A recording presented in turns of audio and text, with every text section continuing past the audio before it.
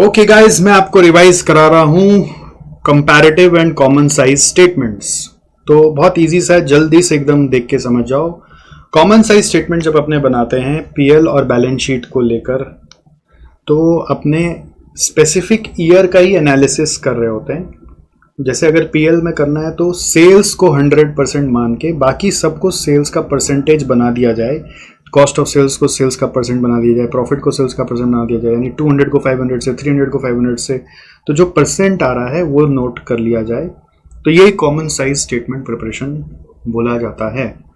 और इसी तरह से ईयर 1 का करके ईयर 2 का कर लिया, और फिर ईयर 1 और ईयर 2 को कंपेयर करके देखा कि हम लोग कैसा कर रहे हैं। जैसे ईयर 1 में कॉस्ट ऑफ सेल्स 40% था, तो ईयर 2 में 62.5% हो गया, तो बढ़ गया, तो झटका लगना चाहिए, क्यों बढ़ गया, क्या बात हो गया, प्रॉफिट क्यों घट गया, इसलिए घट गया कि कॉस्ट ऑफ सेल्स बढ़ गया। तो इससे फर्दर डिग डाउन करके एनालिसिस करते हैं, इसी को बोलते हैं कॉमन साइज स्टेटमेंट एनालिसिस। तो पहले स्टेटमेंट प्रिपरेशन होगा, फिर एनालिसिस होगा। वैसे ही बैलेंस शीट में जब जाते हैं तो बैलेंस शीट का टोटल एसेट्स या टोटल लायबिलिटीज को 100 मान के बाकी सबको परसेंट में कन्वर्ट करके फिर ईयर 1 और ईयर 2 को कंपेयर करके आप चेक कर सकते हो कि क्या चीज में क्या चेंजेस आया और क्यों आया। ठीक है,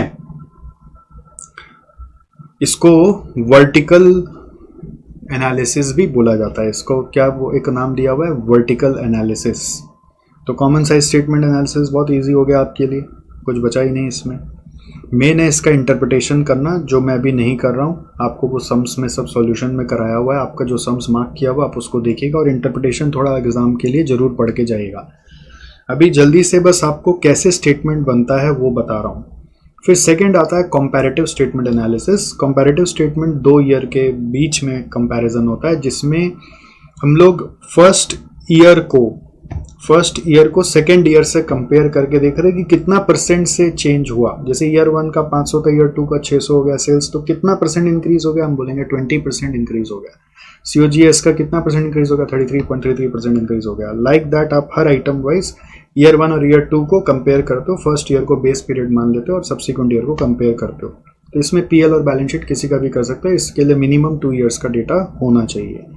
तो इसमें 2 तरह से कंपैरिजन होता है, एक इंक्रीज डिक्रीज एब्सोल्यूट अमाउंट में निकालते हैं, which is the difference in the amount, और एक परसेंट में निकालते हैं। तो इससे भी यही जजमेंट होता है कि ये बढ़ गया, ये घट गया, तो कैसे क्या हुआ होगा, इंटरलिंक खोजना पड़ता है, वो आपको सोल्यूशन पढ़ के समझ में आएगा। ठीक है, तो मेनली इस पूरे पढ़ाई से ये समझ में आता है कि हम लोग इंटरलिंक खोज पा रहे हैं कि नहीं। अब तीसरा एक एग्जाम पढ़ाई है इसमें, ट्रेंड रेशियो। ट्रेंड रेशियो को पिरामिड एनालिसिस भी बुलाते हैं। तो ट्रेंड रेशियो बेसिकली क्या है, बेस ईयर और करंट ईयर को लेकर हम लोग रेशियो बनाते हैं। वो रेशियो कैसे बनता है, current year divided by base year into 100।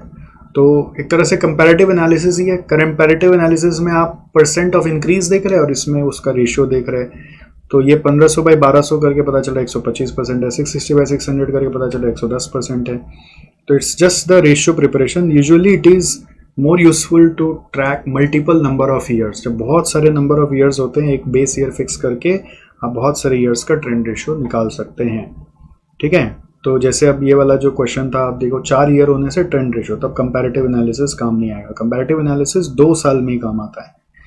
Alright, तो ये एक मिसिंग फिगर वाला क्वेश्चन है जिसमें अलग अलग चीज़ दिया हुआ था। आपको ये सम को जरूर अपने से ट्राई करना है, मैं नहीं अभी बता रहा, मेरा ऑब्जेक्टिव अभी सम रिवाइज कराने का नहीं है, बट एक बार आपको ब्रीफली मैंने बता दिया कि क्या क्या ये तीनों तरीका है जिससे आपके दिमाग में आ जाए कि आपको करना क्या है। अब जल्दी से बस सम्स उठाइए जो आपका मार्क किया हुआ है। जैसे कि ये वाला एग्जांपल के लिए मिसिंग फिगर वाला क्वेश्चन, उसको एक दो को अटेम्प्ट करके देखिए कि आपसे हो रहा है कि नहीं हो रहा है, और analysis part of the questions को थोड़ा पढ़ लीजिएगा जिससे एग्जाम में कुछ वर्ड्स आ जाए जो आप लिख पाओ। ओके, इससे शॉर्ट कुछ नहीं हो सकता था।